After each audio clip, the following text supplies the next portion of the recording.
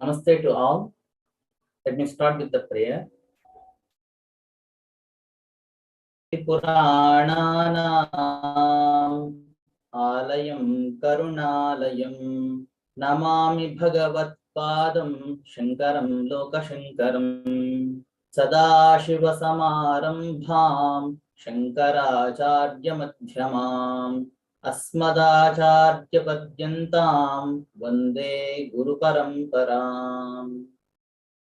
Welcome to everyone to the third Global Festival of Oneness, organized by Indica Moksha to celebrate the life and works of Sri Adi Shankara. We have an exciting and quite renowned speaker for today's talk. A topic for today's talk is Tatah Kim, a meditative practice integrated exploration of the Gurvastakam. The name of the speaker is Nrithya Jagannathan ji. She is a senior yoga therapist from the Krishnamacharya tradition. Within over 18 years of teaching experience, she is currently the Kevayavam Institute of Yoga Studies Director, Krishnamacharya Yoga Mandiram, Chennai, India. So, Kevayavam is the training and certification wing of the Krishnamacharya Yoga Mandiram. She has traveled extensively worldwide to teach yoga and Vedic chanting, and she is a certified therapist from the International Association of Yoga Therapists. So, she is a classical Bharatanatyam dancer as well. She is passionate about Indian culture and yoga philosophy. She is also the editor-in-chief of Darshanam, the quarterly journal on yoga and yoga chikitsa of the Krishnamacharya Yoga Mandiram. I welcome Nrithya Jagannathan ji for today's session, and I over to you. Namaste. Namaskar. Good morning.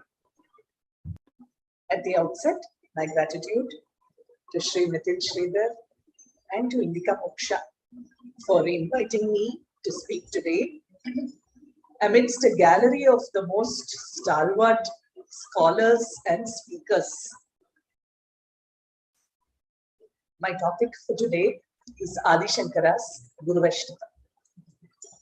This is a chant that is very close to my heart, taught to me by my teacher, Shri T.K. Videsikacha, and I believe it represents the essence of the relationship needed between a teacher and a student, and what is the utmost, the pinnacle duty, the dharma of a student is to honor the teacher and the teachings and the parampara that one belongs to.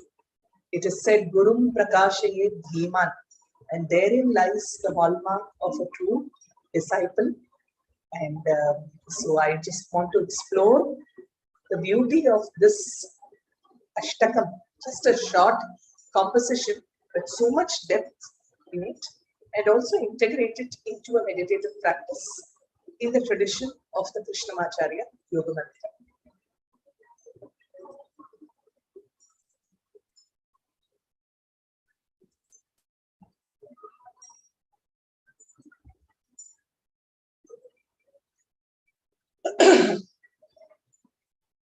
Samsara vrikshamarudha patanti narakarnave yastanudharate sarvan tasmai shri gurave namaha ajnanatimirandhasya jnananjanashalakaya चक्षुरुन्मीलितं येन तस्मै श्री गुरवे नमः दक्षिणामूर्तिसमारम्भां शङ्कराचार्य मध्यमाम् अस्मदाचार्यपर्यन्तां वन्दे गुरुपरम्पराम् Shri Gurubhyo Namaha.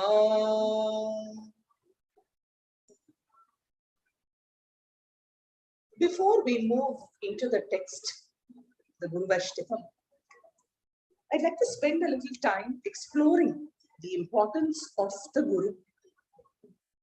The Guru Tattvam is one that is highly revered in the Sanatana tradition, and the essence of that Guru Tattvam is so beautifully encapsulated in the very first shloka of Adi Shankara's Shatashloki. He says, Drishtanto naiva drishtis tribhuvana jhatare sadguru jnana dhatuhu. There is nothing that can be compared in the tribhuvana, in the three worlds, to the Sadguru. What does the Sadguru do? Jnana dhatuhu, the one who is the bestower of jnana. Here we must remember, this is something that I think is important to highlight. Not every teacher is a guru. We live in times where almost anyone who undergoes a training program, be it in Vedanta or yoga or any other pathway for that matter, calls themselves a guru. And quite unfortunately, you find the word guru creeping into other very colloquial usage. Management guru, diet guru, fitness guru, and so on. But who is a guru? A guru is the one who bestows jnana. Chakshur unnilitam yena tasmai shri gurave namaha. The one who is eternally absorbed in the nature of the Atman and yet has the vision of compassion to lead others on the path. Ajnana divirandhasya jnananjana shalakaya is the verse from the Guru Gita. That it is the Guru who can apply the collyrium of jnana to our eyes that are clouded with our ajnana. And so a Guru is not just any teacher. While a Guru teaches, a teacher is not a Guru. And we must be very cautious about styling ourselves as gurus or yogis. I think this is something that is very important because the Guru's sthana is one that is incomparable. And so Shankara says affirmatively in the Shatashloki, he says there is none that can be compared in the three worlds to the magnificence of the Sadguru. Sparshaschetatra kalpyaha sanayati yad aho swarna tamashma saram nasparshatvam tathapi shri tat charana yuge sadguru sviya shishye. He says, he gives us this very beautiful comparison. And he says a sparsham, which is the philosopher's stone, is special. Why is it special? Because it can change the swarna, it can change the ordinary iron into gold. It has that capacity to transform iron into gold. Nasparshatvam tatapi shri tat charana yuge sadguru sviya shishye. However, even that philosopher's stone is not capable of creating another like itself. It can only transform base metal to gold, but it cannot create another like itself. And therein lies the greatness of a guru. For the guru creates a replica, creates an identical guru and continues the parampara. That is the speciality of a guru. So he says, Sviyam samyam vidhatte bhavati nirupamastena va laukikopi. And this, such a Sadguru is nirupama, beyond compare, transcendent. And you will not find any equivalent to this Guru who is capable of bestowing upon us the Paravidya. For the Aparavidya, there are any number of Acharyas. But for Paravidya, for that Jnana Anjana to be applied on our eyes, for us to be awakened to the truth that is within, that can only be done by the Guru. And so this is, I think, this is possibly the only verse we see of this quality, of this nature, where Shankara affirms with so much emphasis the importance of the Guru. And in those words, you see the value given to the Guru-Parampara across our tradition, across disciplines. And therefore, that is the reverence given to the Guru. A little bit of insight from the Guru Gita. The entire text itself is a conversation between Shiva and Parvati, where Shiva instructs Parvati about the greatness of the Guru. And here we see that Shiva extols the praises of the Guru, telling Parvati that to understand the nature of the Guru is very difficult. In fact, he says, Kashi Kshetri Nivasascha Janmavi Charanodakam. The very place where the Guru resides is Kashi, and the waters that flow from the feet of the Guru, when the Shishya offers the Pada Seva to the Guru, the waters that touch the feet of the Guru are comparable to the Ganga herself. And so that is the position given to the Guru in our tradition. Who is this Guru? And why is the Guru different from any other Acharya, any other teacher? Where Guru Gita tells us, Gukarascha Andhakaro hi Rukaras Teja Uchyate Ajnana Nashakam Brahma Gurureva Na Samshaya.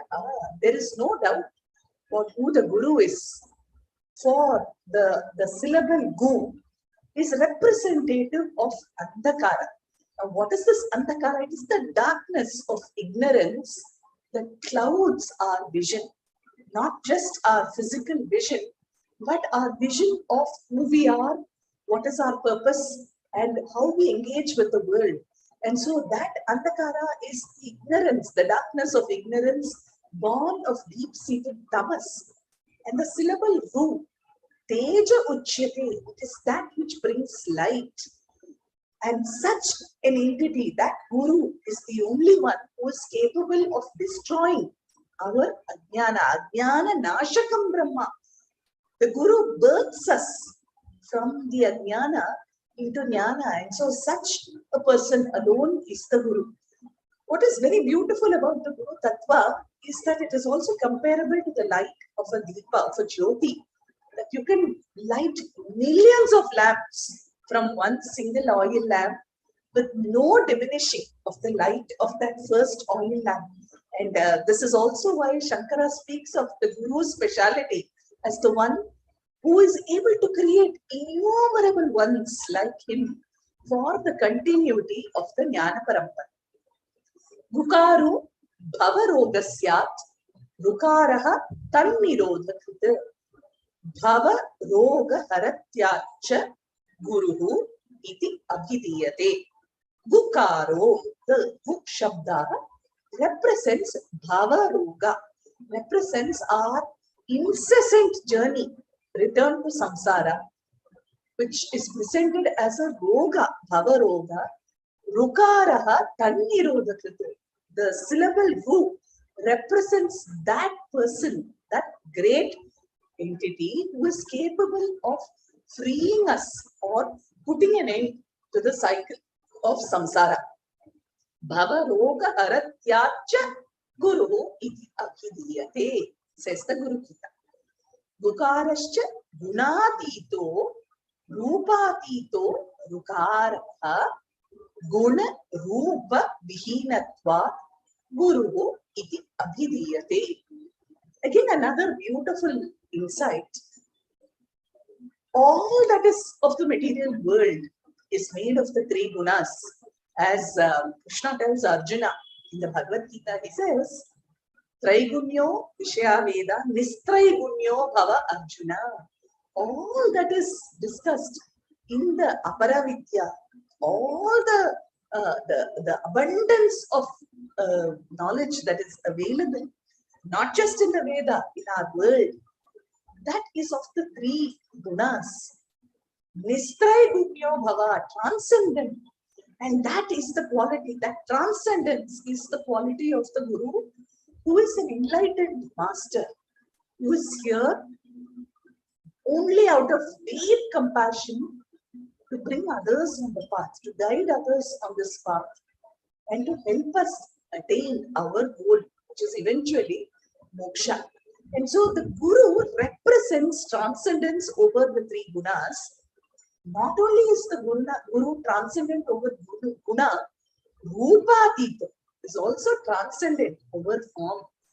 While we might see a Guru in a certain form, that form, that name, that location is no limit. It is not a binding for a true Guru, the one who transcends space, time even. You see in the Yoga Sutra, Patanjali presents Ishvara. Speaking of Ishvara Pranidhana, he says, Klesha Karma Vipaka Ashayehi Aparam Rishtaha Purushaha Vishesha Ishvaraha Tatra Niratishayam Sarvagnya Bijam Sa Esha Purvesham Api Guru Kalena Anavacheda. So very beautifully, Patanjali presents this idea of an Ishvara and also indicates to us Purvesham Api Guru, the Guru of Gurus, the teacher of teachers, master of masters, unbroken by time. When we look at the commentary, when we look at Vyasa's commentary to those sutras, the idea of Ishvara Pranidhana itself is Sarvakriyana Paramaguru Arpana. All actions are to be offered to the Supreme Guru. And so there is this idea that is very, very well established in our tradition that there is no difference between the Guru and the master, the enlightened master and Ishvara. The master is verily Ishvara in an embodied form, and yet that embodiment is not a limitation to that Guru. Dukaraha pratamo varno mayadi gunabhasakaha rukarosti param brahma maya branta vimochakam. Again, the Guru Gita tells us that first syllable Gu represents the clouding of Maya, because of which our vision is hampered. Ru represents that Parabrahma, none other than the Supreme Brahman, who helps us to be free. Maya Branta Vimochakam, the one who dispels the clouding of Maya simply because of his compassion.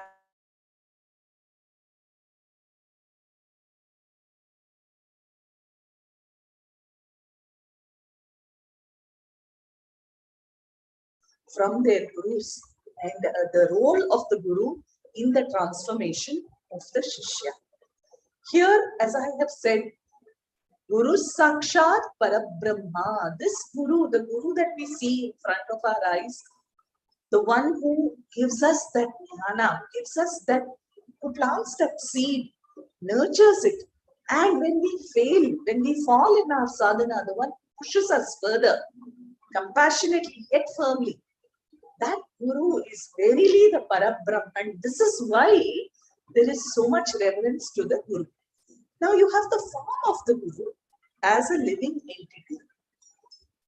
Even higher or even greater reverence is given not just to the form, but to the feet of the Guru Pada, because those are the feet that have traveled miles in search of knowledge. The feet that the dust on the feet of the Guru are considered to be of the highest value, the most precious.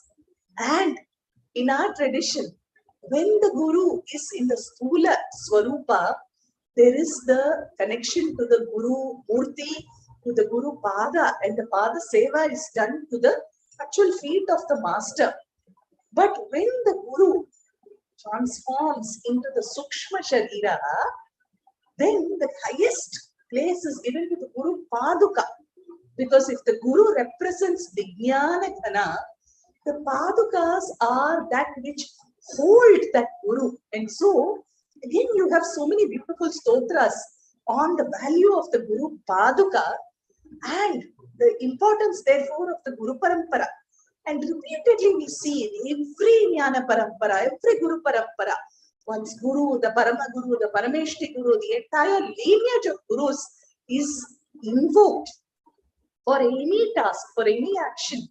It is the blessings, it is the Anugraha or the Guru Kripa that is constantly remembered, because without the intervention of that Guru, nothing is possible. is the belief that is held in our tradition. And there are innumerable examples of how great masters, great authors, saints have invoked their respective gurus. I'm just highlighting a few here. We know the story of Adi Shankara himself, his search at a very young age for his guru, how he is drawn to the Narmada, his meeting with Govinda Bhagavadpada, the question posed by Bhagavadpada to Shankara, Shankara's answer in the form of a composition where he says, Shiva Kevalam Asmi, I am only that supreme Shiva, that ever auspicious one. And how the Guru accepts Shankara, the best of Shankara's life pathway is very well known. And so you see the importance even for Bhavapratyaya like Shankara to seek and to be accepted by a Guru. You find similarly Tulsidas in the Hanuman Chalisa, he starts the Chalisa with the word Shri Guru Charana Saroja Raja, indicating that connection, the seeking the benediction of the Guru. Similarly, if you come to the works of the Tamil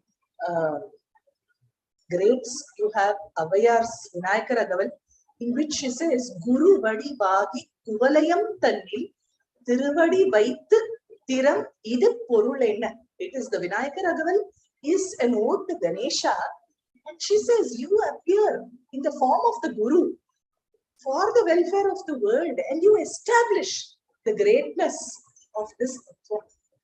Similarly, in the Shiva Puranam, Manikavasikar's story is well known as Vadavura.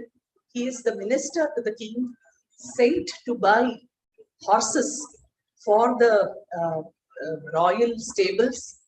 On the way, he happens to see Dakshinamurti in the form of an Acharya teaching some Shishyas, and his path is diverted. He stays there, completely forgets about what he had to do. And the story continues. Manikavasakar's story is one that is very beautiful. And in the Shiva Puranam, which is the very first composition that he composes after receiving the grace of his Guru, he says, Kokali Anda Guru Mani Tan Talvalga. So he says, you are the irreplaceable gem, Guru Mani, incomparable, Tan Talvalga. Valga, victory, or may the feet of the Guru endure forever. And then we have Kabir's Doha. Guru Govinda Dau Kade Kake Lagu Pai Balihari Guru Apne Govinda Dio Bata, says Kabir, where he's asked if both Guru and your Guru and Govinda come before you, whom will you prostrate to first? And he says with absolutely no reservation, he says, my prostrations go first to that Guru who showed me the path to Govinda. And so you see in the works of all these great masters, the importance given to the Guru and to the Guru Vakya. That again is exemplified in the story of Sanandana, who is later called Padmapada, one of the foremost disciples of Adi Shankara. Again, the story is well known, how he is on the other side of the river, his Guru calls to him, and he rushes because the way around the river is a long winding path. And because the Guru has summoned him, he just rushes across the water. And the story goes that where his feet were placed, lotuses blossomed. And so he is hailed as Padmapada. That is the importance given by the Shishya to the word of the Guru. And so you have this very beautiful shloka again. Dhyana Moolam Gurur Murti. Where does this dhyana begin? It starts with the form of the Guru, because it is this Guru who shows us the path to the highest truth. Puja Moolam Gurur Padam. Again, the value of the Gurur Padam, the feet of the Guru, the feet that have traversed so many miles and that represent the journey towards knowledge. Also, the idea of prostrating to the feet is to cultivate that humility, to avoid the Vidya Garvam. Because in any seeking, in any learning, as soon as you acquire the learning, along with that, our ahamkara also raises its head and says, I have attained this, I have this knowledge. And so the prostration is important, to let the buddhi down, to prostrate before, to put the head down. Where do you place? You place at the feet of the teacher. And there are within the Guru-Parampara so many beautiful stories of how the Pada Sparsha, the touch of the feet of the Guru is simply enough to confer jnanam. The sparsha of the Guru, the touch of the Guru, of the Guru's hands is enough to confer our jnanam.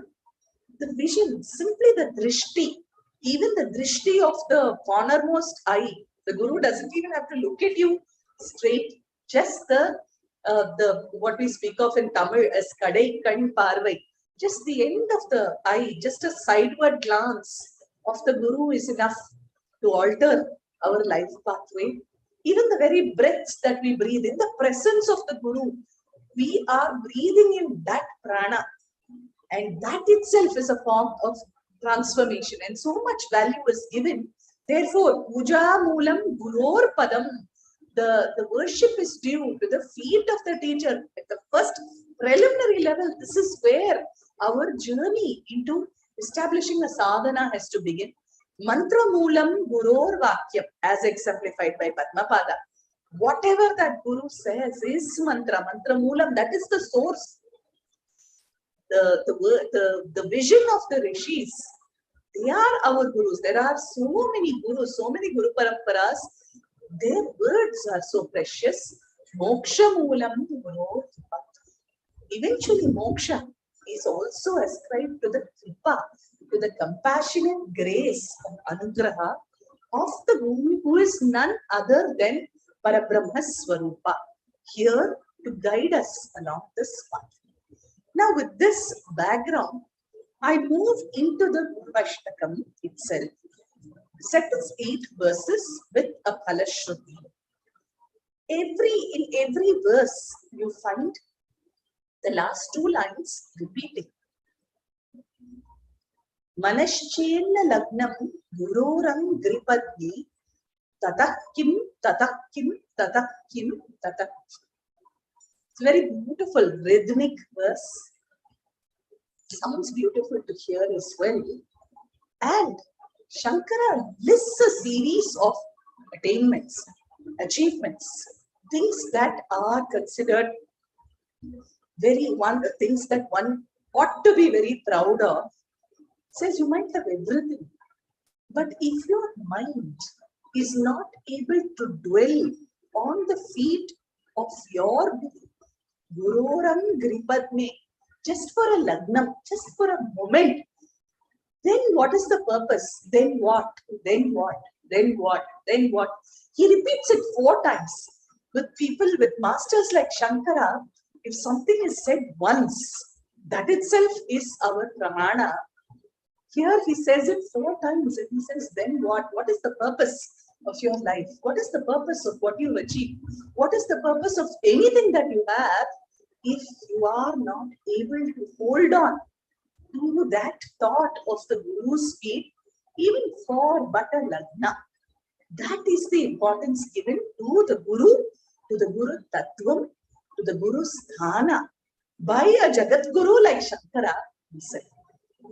Shariram surupam tathava kalatram yashascharu chitran dhanam meru tulyam manaschenna lagnam guroram kripadme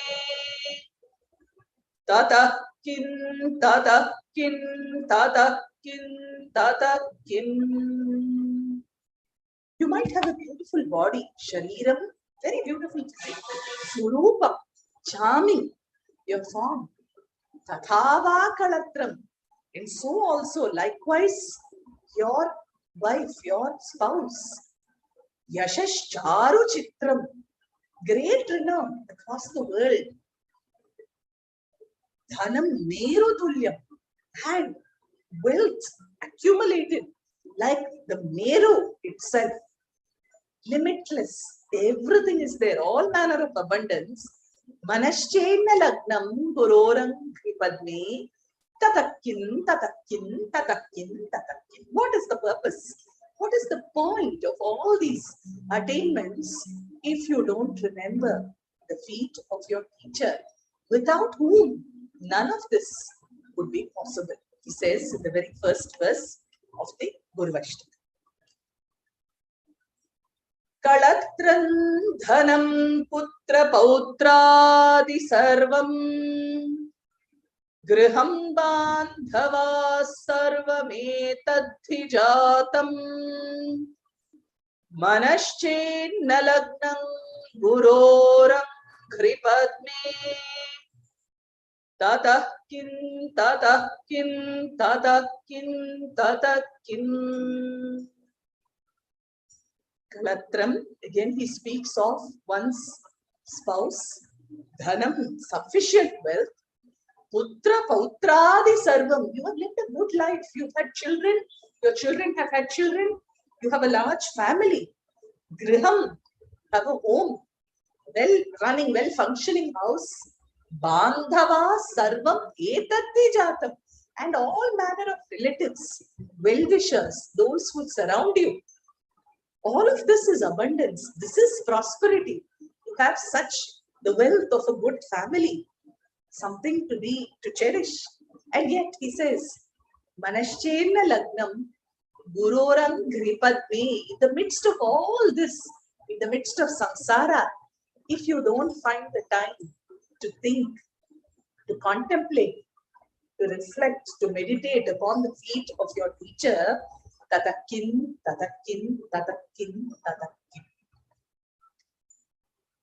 Shadanga divedo mukhe shastra vidya kavitva digadyam supadyam karoti manashchenna lagnam guroram gripadme tatah kim, tatah kim, tatah kim, tatah kim. Shadangadi Vedo Mukhe Shastra Vidya. Prolific, proficient in the Vedas, the Vedangas, all manner of the Shastras. They play about in your tongue with ease, with felicity. And yet this Vidya is still the Apara Vidya, as presented in the Shvetashvatara Upanishad. This is still the lower, you need the higher, and yet this makes you a Vidwan. There is much Vidvatvam.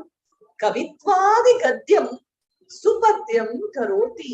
You are a Kavi, you are able to manifest your innermost thoughts in beautiful words, in lyrics, with Supadyam, beautiful words, meaningful. You're able to do this, and yet Manashchena lagnam gurorang gripadme tatakkin, tatakkin, tatakkin, tatak.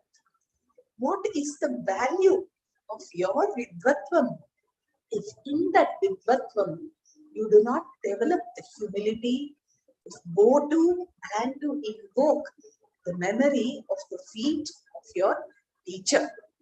We say vidya dadati vinayam. Vinayam has to come with the Vidya, otherwise the Vidya is pointless, and that is what Shankara highlights here. In the first two verses, he is speaking about the abundance of material wealth, prosperity, well-being, abundance of resources, relationships. Here he speaks about various forms of knowledge that one acquires, because that knowledge where knowledge comes power. And where there is a great deal of knowledge, where there are siddhis, again, this is a caution that comes through the Yoga Sutra as well. When Patanjali speaks in Vibhuti-pada, he speaks at length about the different siddhis that are possible through a process of samyama. But yet in Sutra 37 of chapter 3, he says, Te samadha upasargaha vyuthani siddhaya. It is for the vyuthana chitta that these are even considered siddhi.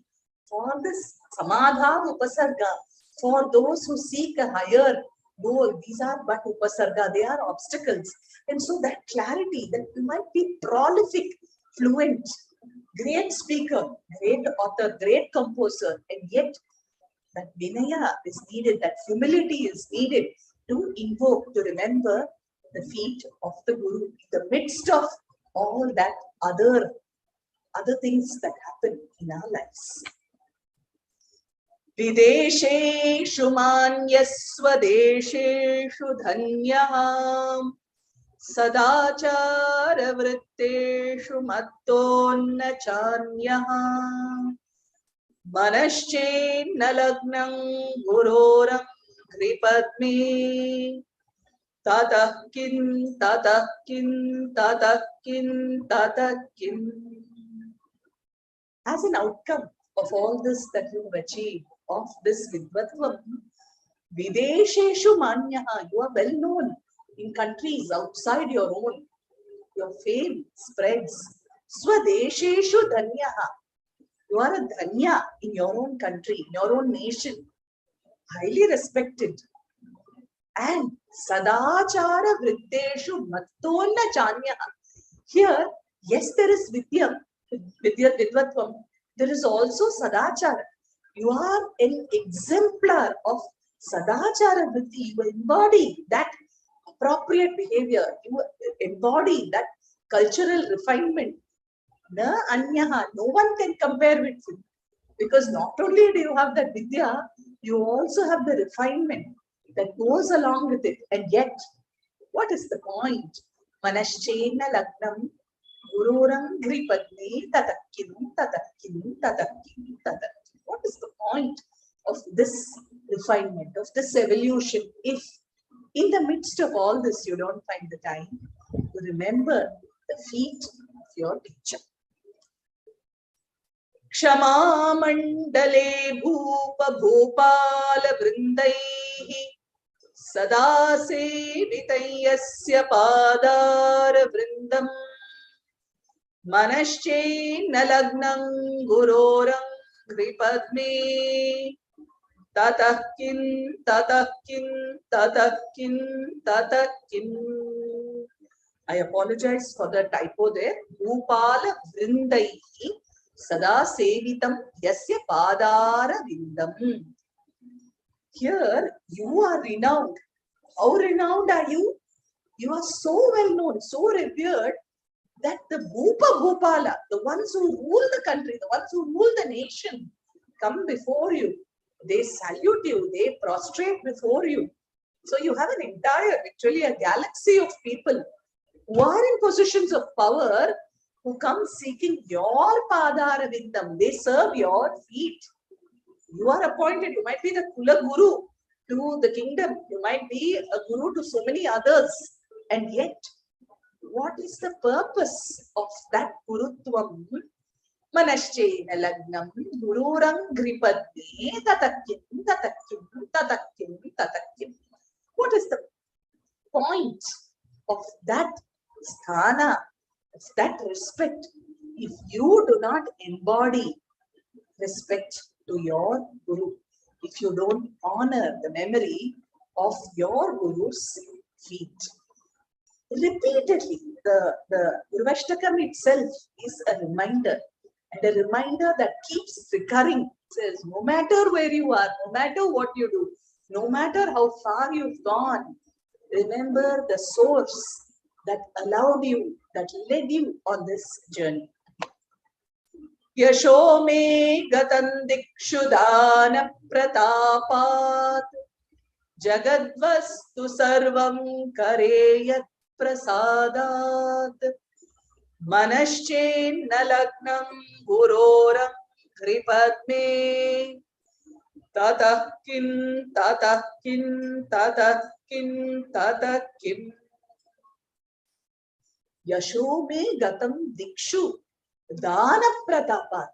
Not only are you a possessor of vidya, not only are you revered as a scholar, as a master, you are also a giver. Your charity is well known. Dana pratapat. The greatness of your magnanimity is well known, and your fame has spread to all the directions. Jagadvastu sarvam kare yat prasadat. All that you need, the wealth of the world, is here in your hands. You are the recipient of such an anugraha, such an incomparable blessing. Possess everything nearly at a wish. It is there in your hands. And then what is the point? Manasche nalagnam gurorang kripadni Tatah Kim, Tatah Kim, Tatah Kim, Tatah Kim. What is the purpose of being the owner of such respect, such renown, such fame? At the very thought you get everything that you want. So blessed indeed are you. What is the point of these blessings if in that trap of being enamored by these blessings, you forget to honor the feet of your teacher? Not again, as I said, an ordinary teacher of that Guru. Na bhoge, na yoge, na bhavaji rajo, na kanta mukhe naiva vitteshu chittam, manasche na lagnam gurorang tripadme, Tatah Kim, Tatah Kim, Tatah Kim, Tatah Kim. If you notice, there is this very beautiful transition through the Gurvastakam itself, which in many ways also is a small reflection of the Purushartha of Dharma, Artha, Kama and Moksha. The Guru is the one who shows us the path and who walks with us Janma after Janma until we reach the destination. The relationship with the Guru spans therefore the mundane, the material, the spiritual and the transcendental. And so you see Shankara taking this path as well. He starts in the domain of the ordinary, the domain of the mundane, in our life itself, about whom we have in our life and what we possess.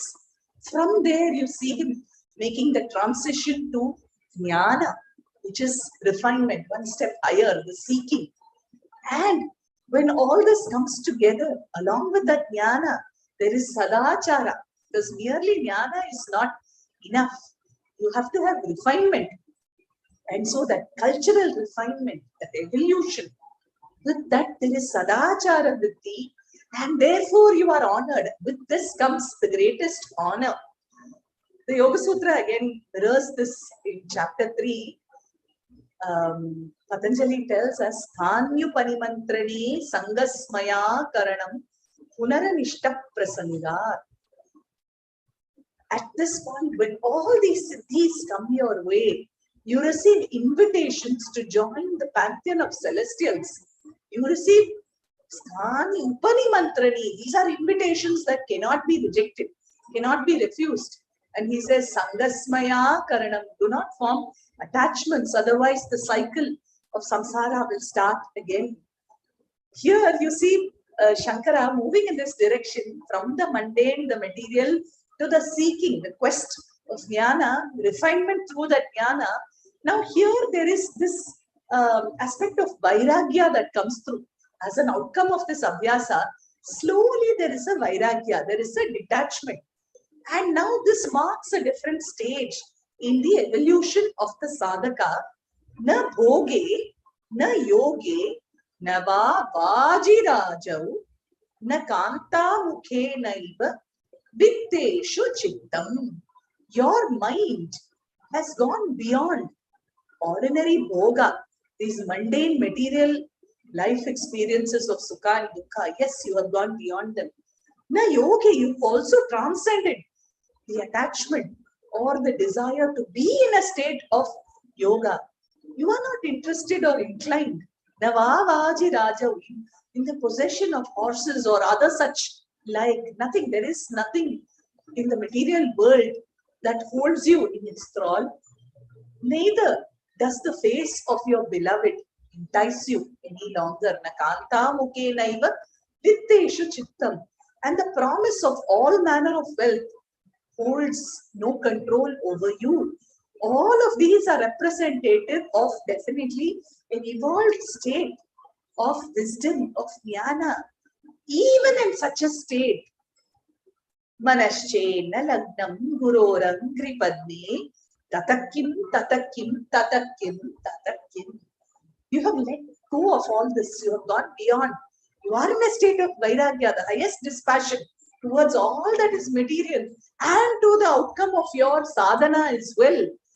But even at that level, you are not exempt from remembering the path and the person responsible for you walking that path.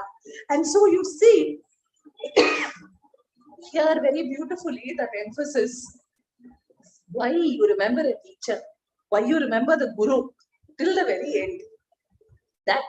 That memory, that gratitude, that celebration, remembrance of the Guru is not something to be discarded. There are other things that are to be left behind. There are other things that we develop vairagya to do, but not vairagya towards the memory of the Guru, because it is that sustains, that fuels our path. The 8th verse of the Gurvastakam.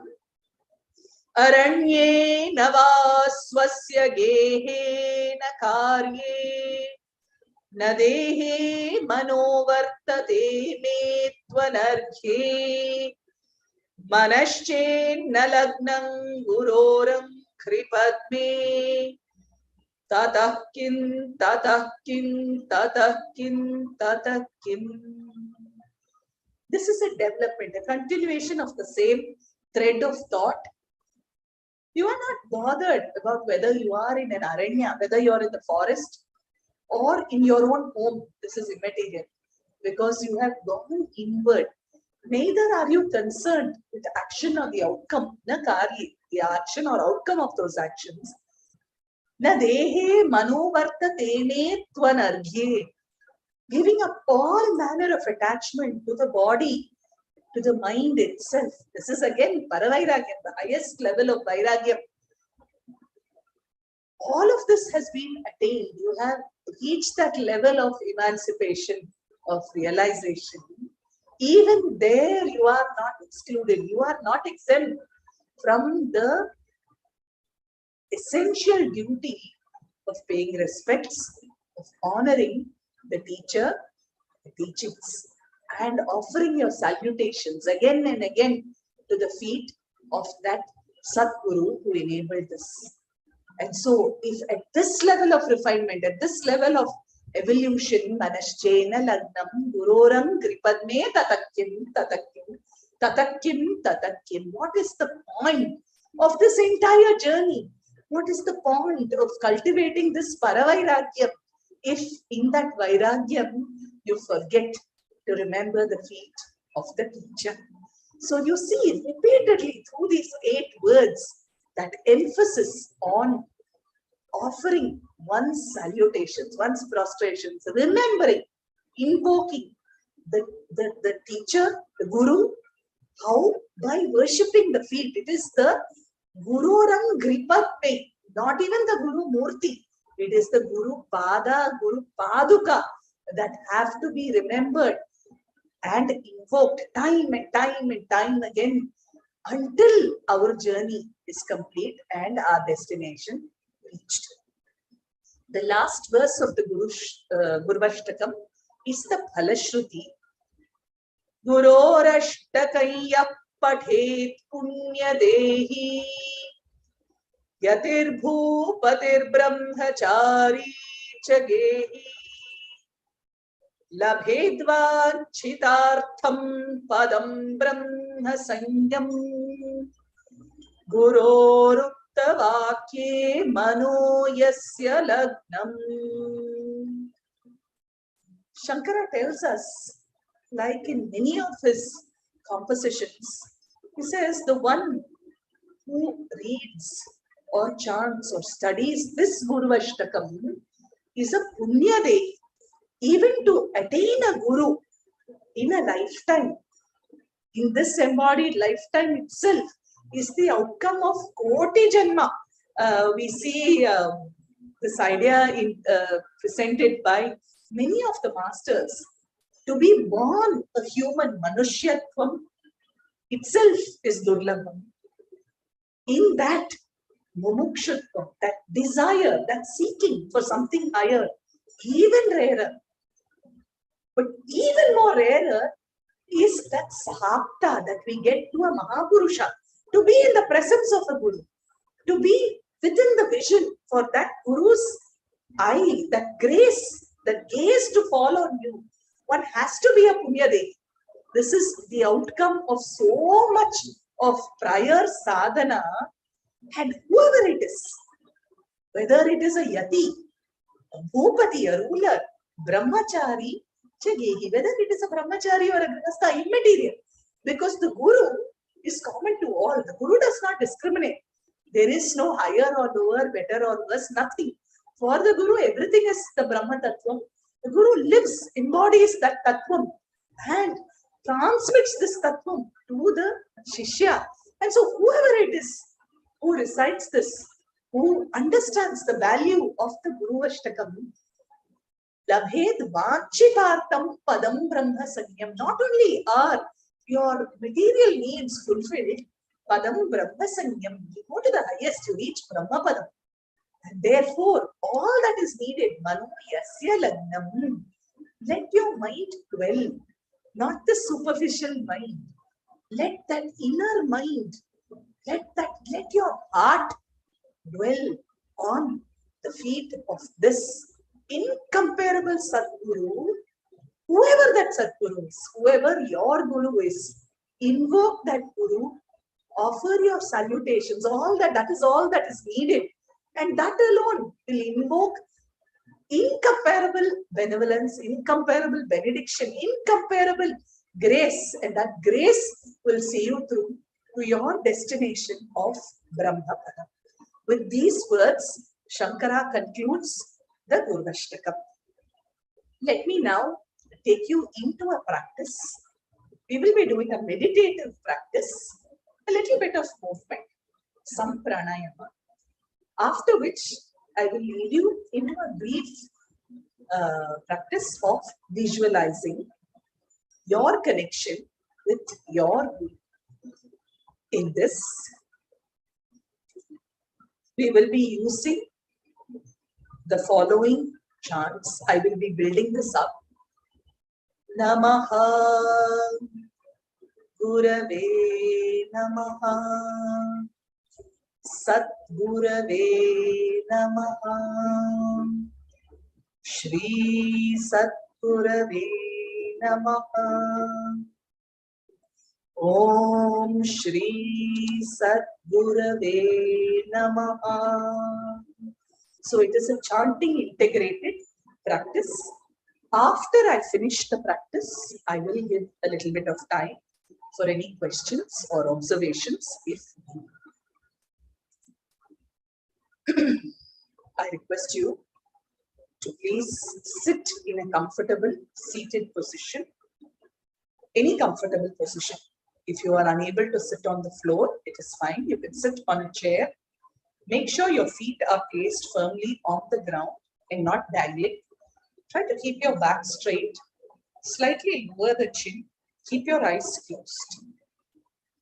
For a minute or so, just focus on your breathing. Just take breaths in and out so that the mind settles. And then I will lead you into the practice.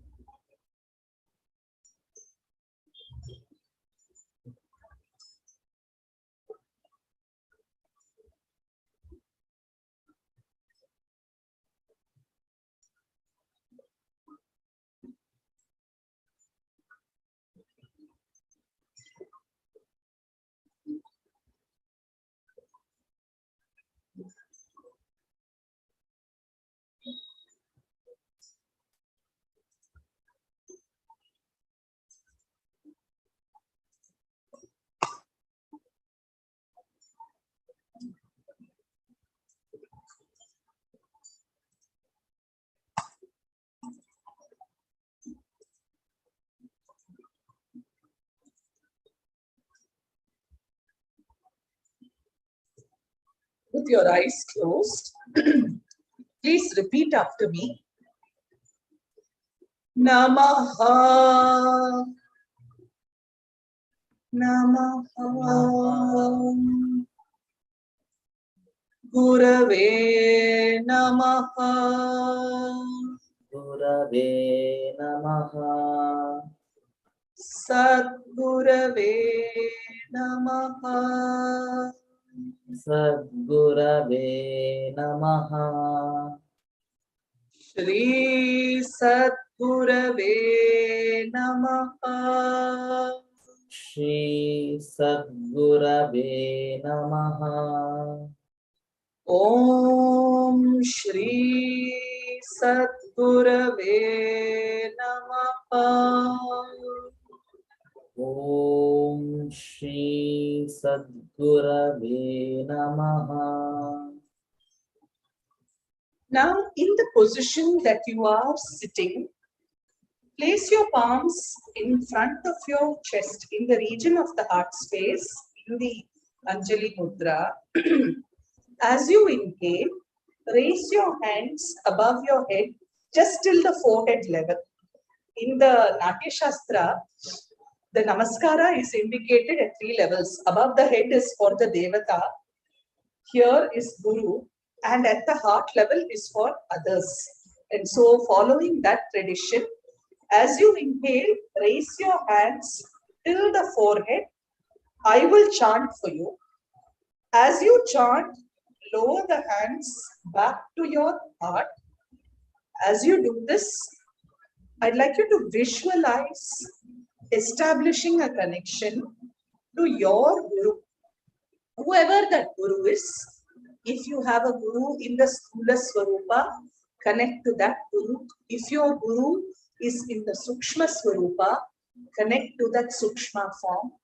Or if you happen not to have a Guru per se, connect to the Guru-Parampara, any Guru-Parampara. I will chant for you on your inhalation. Please lower the hands as you chant. Inhale. Om Shri Sadgurave Namaha. Please chant. Om Shri Sadgurave Namaha. Inhale. Om Shri Sadgurave Namaha. Om Shri Sadgurave Namaha. Inhale. Om Shri Sadgurave Namaha. Om Shri Sadgurave Namaha. Inhale. Om Shri Sadgurave Namaha. Om Shri Sadgurave Namaha. Inhale. Om Shri Sadgurave Namaha. Om Shri Sadgurave Namaha. Inhale. Om Shri Sadgurave Namaha. Om Shri Sadgurave Namaha. Now, another movement. If you can kneel down. Many of you know this as the Vajrasana seated position. You can kneel down. Or alternately, you could sit as you are on a chair. A third option is to stand. The movement is the same in all the 3 positions. On the inhale, you will raise your hands above your head, all the way above your head. I will chant. As you repeat the chant, bend down. If you're kneeling, You will rise up on your knees and then you bend forward as if you are doing the namaskara position adopted by ladies. In that position, place the palms on the floor below. If you are seated in that position, inhale, arms up, and as you chant, just bend down to the extent possible. If you prefer to stand up, again in the standing position, inhale, raise your arms. As you chant, please bend forward, again to the extent possible. This is like the Uttanasana position adopted in practices of asana. Any of the three are fine. The attitude, the bhavana is surrender. The idea of Guroram Gripadme, you are taught to look at the feet of the Guru, not at the face of the Guru, because it is only when you look at the feet of the Guru that you can build up humility, and that is also the only way that the head will go down. That is a very beautiful practice again in our culture. Why are we taught to go down? Is so that that ahankara doesn't raise its head. And through the samskara, through that practice, we are taught that from the external to the internal. My guru would always say, do it first, do it as a lie. It might be a lie, but when you do it as a lie, when you keep doing it, it becomes your habit. And then that habit will become your bhavana, and the bhavana will become the truth. That is the truth that you embody, which is why we are taught from a very young age to bow down before our gurus, before the elders, before God, whatever it is, to bow down, so that the ahamkara is physically put down. So with this bhavana, you can choose any position, either the seated, kneeling, you rise up and bend down. Again on the inhale, you will rise up again and lower your hands down as I chant. The movement is the same. You can do it in the seated kneeling position, you can do it seated on a chair, or you can do it standing. I will chant for you. Please listen and repeat the chant as you do this. Inhale. Namaha. Please bend down. Chant. Namaha. Come up as you inhale. Namaha.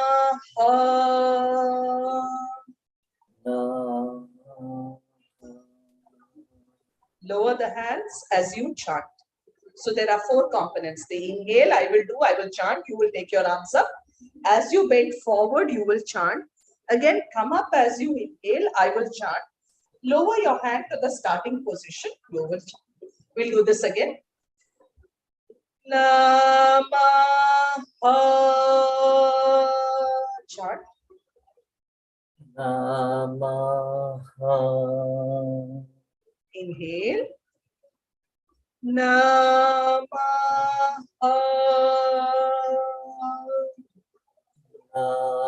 Namaha.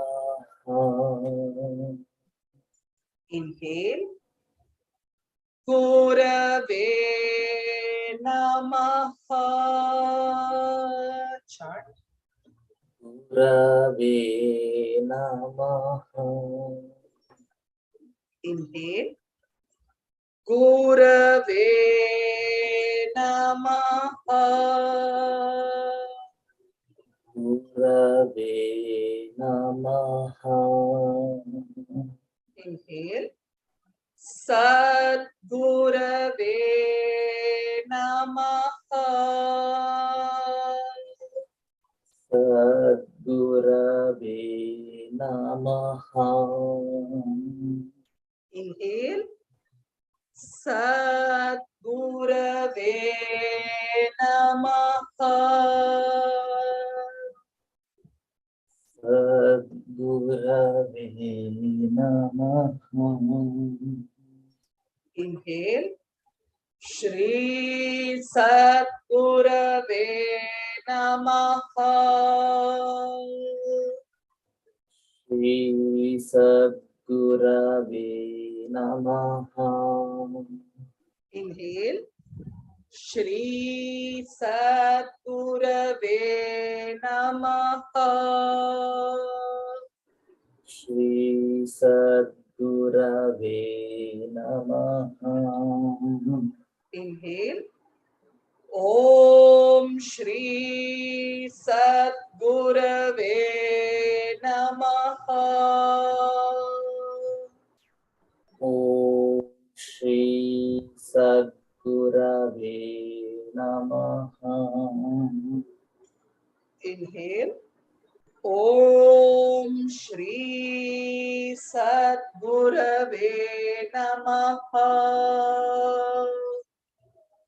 Om Shri Sadgurave Namaha. Now, please lower the hands. You can take any comfortable seated position. Keep your back straight, eyes closed. Take a few breaths. Allow your breathing to settle down first.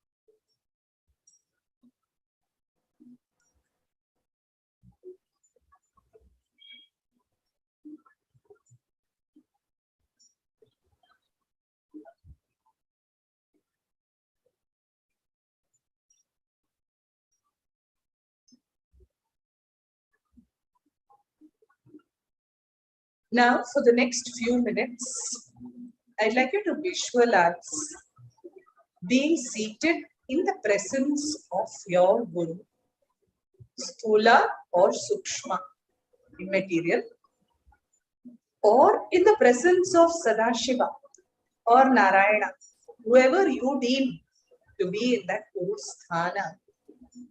Just visualize being seated in the presence of that Guru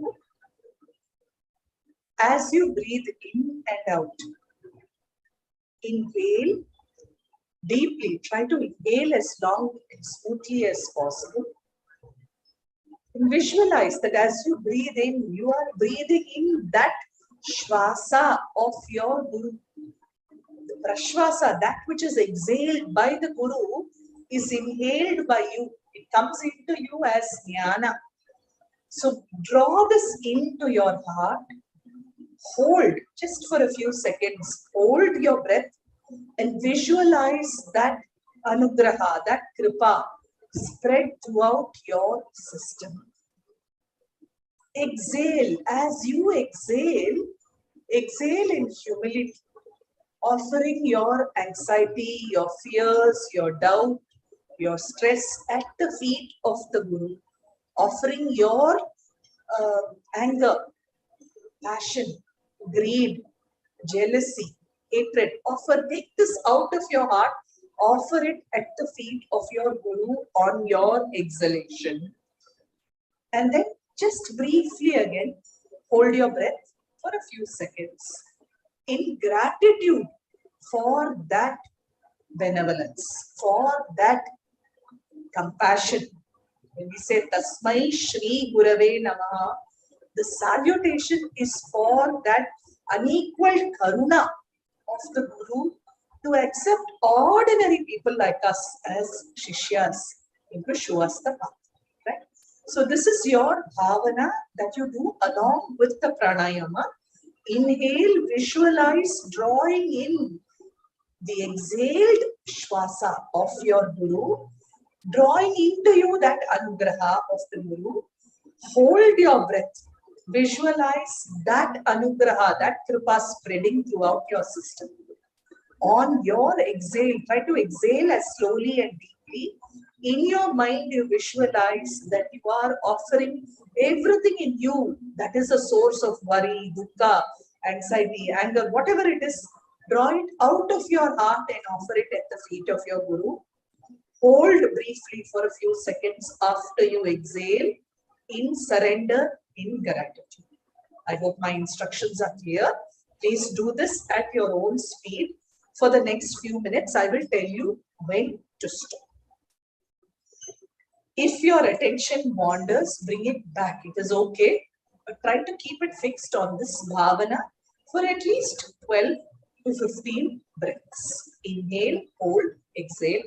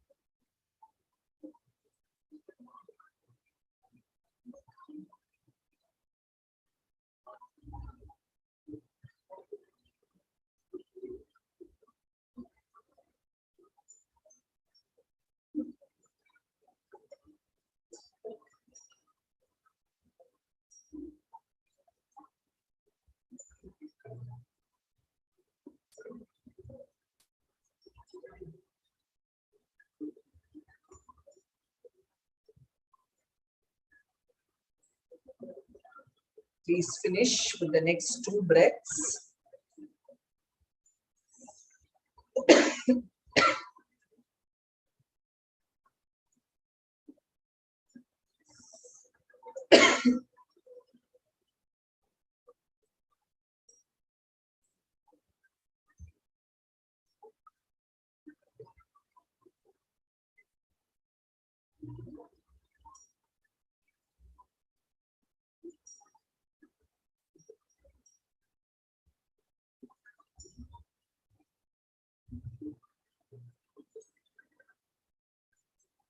Now, I will be chanting the Gurvastakam.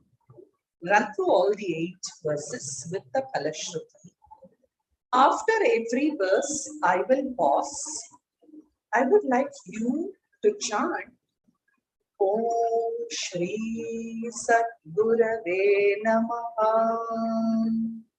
In your mind, visualize that you are offering a flower at the feet of your Guru. It is entirely Manasika. So visualize that you're standing or seated in the presence of your Guru. Your gaze is on the feet of the Guru, and you offer the choicest flowers one by one at the feet of this Guru. What flowers do you offer? These are not just any flowers, as we see in Deshika's stotra, Ahimsa Prathamam Pushpam, Pushpam Indriya Nigraha, Sarva Bhuta Daya Pushpam, Shama Pushpam Visheshataha, Shantik Pushpam, Tapak Pushpam, Jnanam Pushpam, Tathaivacha, Satyancha Ashtavidham Pushpam, Vishnu Preetikaram Bhavet. These are the flowers that you offer. Ahimsa, the flower of Ahimsa from within your heart. Indriya Nigraha, the flower of self-control. Sarva Bhuta Daya, compassion for all, equal vision, which brings in compassion for all creatures. Shama Pushpam, the flower of forgiveness. Shanti Pushpam, the flower of tranquility, of inner serenity. Tapak Pushpam, the flower of your own tapas. Jnanam Pushpam, the quest for understanding, for realization itself is a flower. And lastly, Satyam, the flower of integrity. So in your mind, whatever, not just this, you can visualize whatever qualities that you want to offer from your heart at the feet of your Guru. I will chant the Gurvastakam, where I pause after every line. Please chant Om Shri Sadgurave Namaha. And visualize offering this flower internally. It's a Manasika Bhavana. Offer the flower at the feet of your Guru.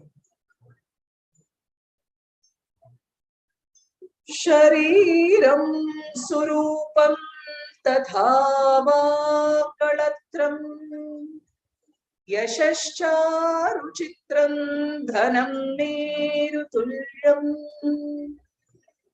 Manaschenna Lagnam Guroram Kripadme Tatah Kim, Tatah Kim, Tatah Kim, Tatah Kim.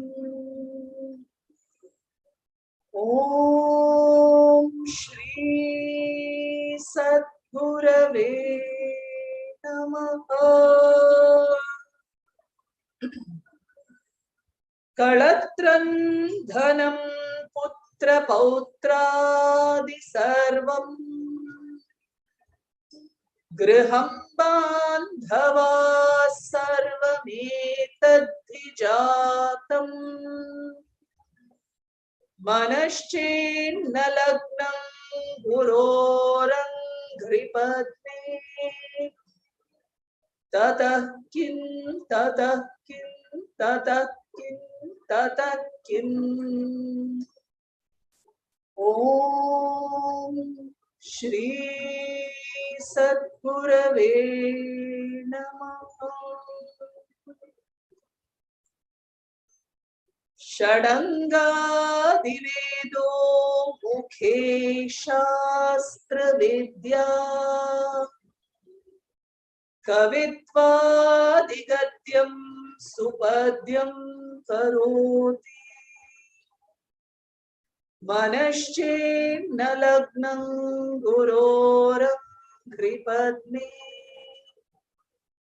Tatah Kim, Tatah Kim, Tatah Kim, Tatah Kim. Om Shri Sadgurave Namaha.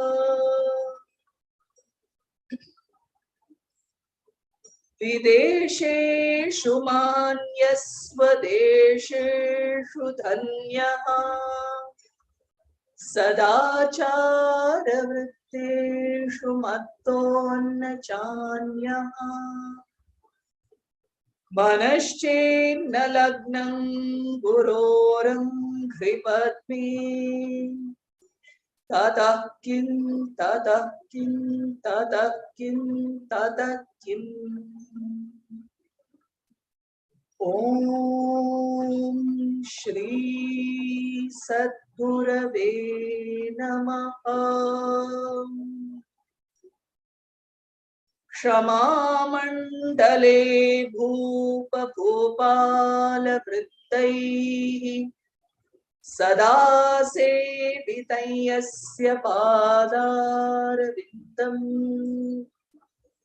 मनश्चेन्न लग्नं गुरोरङ्घ्रिपद्मे ततः किं ततः किं ततः किं ततः किम्। ॐ श्री सद्गुरवे नमः। यशो मे गतं दिक्षु दानप्रतापात् जगद्वस्तु सर्वं करे यत्प्रसादात् मनश्चेन्न लग्नं गुरोरङ्घ्रिपद्मे ततः किं ततः किं ततः किं ततः किम्। ॐ श्री सद्गुरवे नमः। न भोगेन योगेन भावाजिराजो न कान्तामुखेनैव वित्तेषु चित्तम् मनश्चेन्न लग्नं गुरोरङ्घ्रिपद्मे ततः किं ततः किं ततः किं ततः किम्। ॐ श्री सद्गुरवे नमः। अरण्येन वा स्वस्य गेहेन कार्ये न देहे मनो वर्तते मे त्वनर्घ्ये मनश्चेन्न लग्नं गुरोरङ्घ्रिपद्मे ततः किं ततः किं ततः किं ततः किम्। ॐ श्री सद्गुरवे नमः। गुरोरष्टकं यः पठेत् पुण्यदेही यतिर्भूपतिर्ब्रह्मचारी च गेही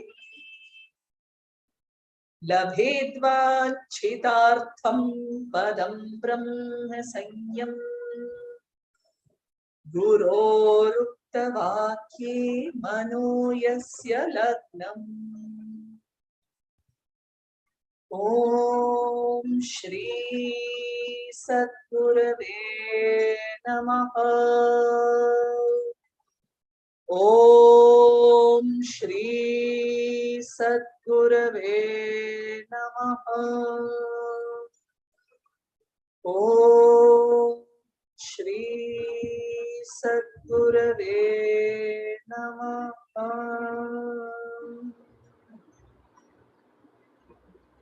Just stay in silence for a few moments.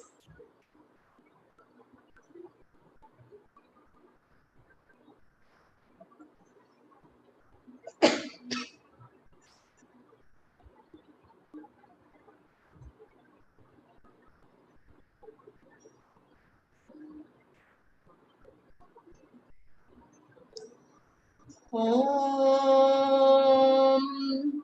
Purnamada Purnamidam Purnat Purnamudachyate Purnasya Purnamadaya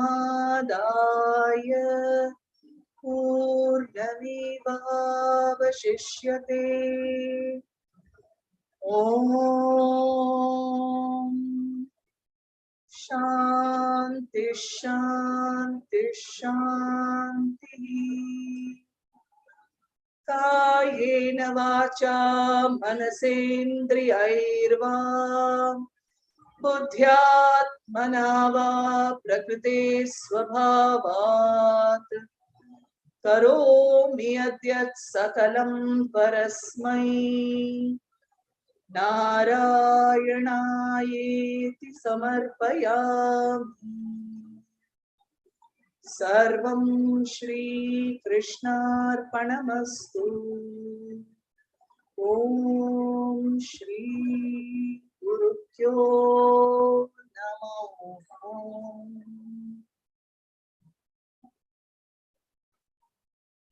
Thank you. My gratitude to Indica Moksha, to Nrithya Jagannathan, for giving me this platform, and my heartfelt gratitude to my Acharyas, Shankaracharya, and to his father, Acharya Guru Shankaracharya, without whose guidance, inspiration, I wouldn't be here. My prostrations to my Guru, to my spiritual Guru. Again, without whose anugraha, I wouldn't be here speaking on this very beautiful stotra today. Thank you. Namaskar. If there are questions, I'm happy to take them in the next few minutes. Namaste, Nrithya. Thank you very much for your beautiful and insightful explanation of Gurvastakam. Yeah, as you said, we will look at the questions. One, we have one query. So, will this practice erase my vasanas? However, the vasanas are infinite. Then, how many births will I take to remove all vasanas? Is there a shortcut? It is the question asked from Mahesh. See, honestly, I don't think I have the adhikara to even answer this question, because with erasing the vasanas, I think is sadhana of several lifetimes, needs anugraha. First of all, the intentionality is there that one has to transcend, and then comes when the shishya is ready, then the guru appears, and then it is entirely guru anugraha and ishvara anugraha only.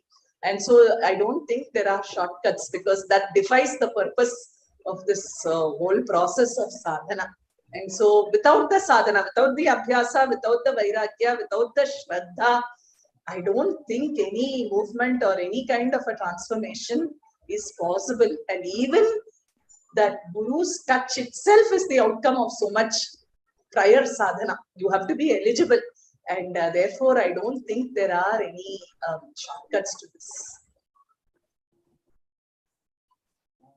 We explained the importance of guru.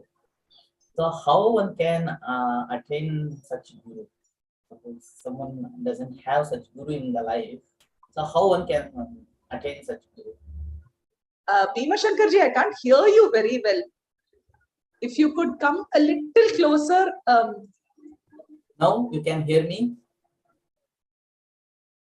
Now can how you can hear we me? get a guru, is it? Or a... Yeah, so you explained the importance of guru, right? So someone doesn't get such guru in life. So how one person can get such guru in the life? It is also Purva Janma Prapti only. That is our Prarabdha Karma. I would say, honestly, this is my lived experience, that it is not a fluke, it is not something that will just happen. It is Adrishta Pala of some tapasya, some great tapasya that one has done to even come into that presence of such a Mahapurusha, whoever that is. And so I don't think you can attribute it to anything else. And that is the case of all the people, whether it is a Tulsidasa or whether it is a Shankara or whether it is a Purandaradasa or anybody else. You see the reverence they give to the Guru's Sthana, and it's not easy. It's durlabham.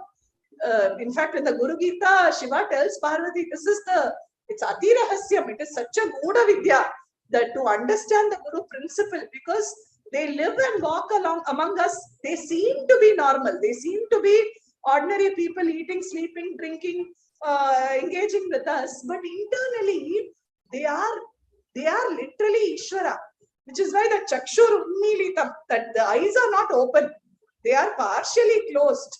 That is how the Dakshinamurti Vigraha is represented. They are seeming to look outside, but are inside. As Krishna says in the Gita, they are awake to what others are asleep to, and asleep to what others are awake to. That sthana is incomparable. And it is not the prerogative of the Guru to seek the Shishya. We have to show our readiness, our eligibility, and do the sadhana. And when that sadhana fructifies, at that point, we come into contact with the Guru who can open the door for something higher. Because until then, we are not even on the path. This is what I have been taught. This is what I believe. Oh, yeah, it seems really good. Yeah, that's true. And someone asking about Raghavanji asking, are you organizing any retreats to get more these insights? Not able to hear you, G. I'm so sorry that I just can't hear you Now, slightly am I better. audible? Slightly? Just Slightly one second, better. I unmute and unmute. Nrithya ji, it is okay for us actually. Bhima Yeah, ji, I don't know why the feedback only from your. I'm not able to hear. Unfortunately, I don't have headphones. Can you please check your volume in your? Yes, I have. I can hear you slightly better now. Okay, actually, it is clear for us. All right. Okay, Bhima ji, please go ahead. One more question we have. Raghavanji is asking that, are you organizing any retreats to get more insights on this? Can't hear you. Would you mind typing, please? So sorry. Yeah. You can find this question in the question answer section. Nrithya ji, if you can't hear us, you can check the chat box. Yeah, I am checking box. the chat box. And Q&A box also. Yeah. Q&A box. Q&A, is it? Okay. Yeah. There's one about retreats. Is that the question? Yes. Yes. All right. There is one retreat coming up with Indica. Indica retreats on the 24th, 25th, and 26th of June at the Ritambara Center in Bangalore. You can contact Indica for further information on this. Thank you, Nrithya ji. It was a brilliant explanation, and the meditation technique was very brilliant. It was bringing a sense of obedience in us. So it was a really amazing meditation technique. And even you taught us, you gave us chance to gratitude our gurus. And you remembered us, it should not be occasional, it should be a daily part of our life. So it's really nice. And we are thankful to you. Thank you, Nrithya ji, for a nice and beautiful explanation and a beautiful meditation technique. Thank you so much, Bhima Shankar ji. Thank you. We have another session in the evening at 7 p.m. The topic is, what can youth learn from Shankara's life and works? The speaker is Swami Swatmananda. And thank you for audience for participating in this event. Thank you all once again.